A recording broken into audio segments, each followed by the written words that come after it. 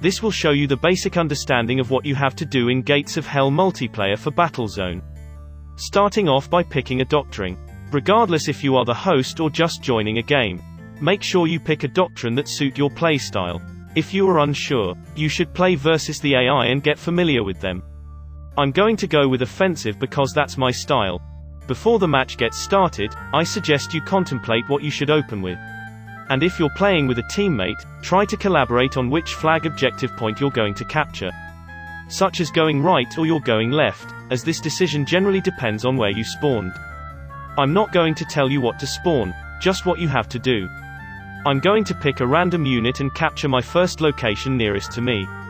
Once that is done, I'm going to try and capture another location, and if I'm playing with a teammate, I will help my teammate hold or capture another location. Don't be one of those players who only holds their flag and thinks their job is done. The player with the most captured locations is the one that gained the most points the fastest for them to be able to win the match. Always remember that. Now I'm going to tell you some basic things that you need to know. When you have a squad of infantry, make sure to spread them out and place them behind cover whenever possible.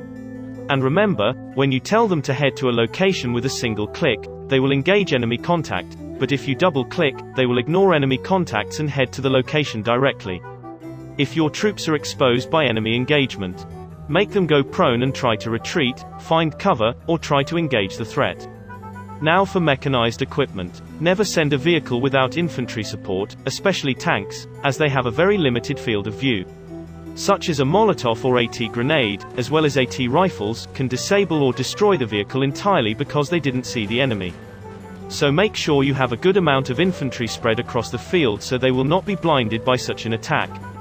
Now I'm going to explain to you the basics regarding ammunition types. But I would not go into details regarding penetration, range, or caliber. These are things you would have to figure out on your own. But in saying that this is the basic thing that you have to understand, AP stands for armor piercing, which means it is able to penetrate armor. Different abbreviations, starting with an A, mean the same thing, but it depends on the range, caliber, and armor penetration for its effectiveness. Now we have HE, which means high explosive round. This is very effective in destroying structures such as building or infantry. Even tanks, but that depends on the projectile and the magnitude of the explosive.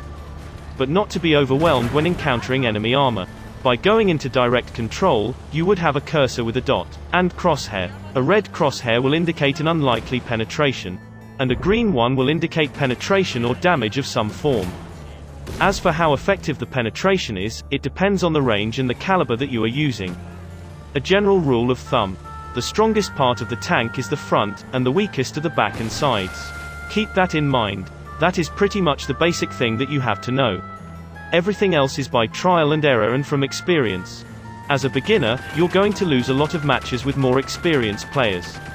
You would be more inclined to rage quit, but do not do that. Learn from your mistake and be a good sport about it and figure out how you can improve. If you manage that, you're better than 80% of the players that play this game.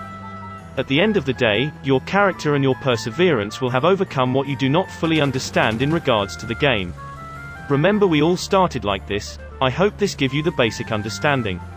Till next time.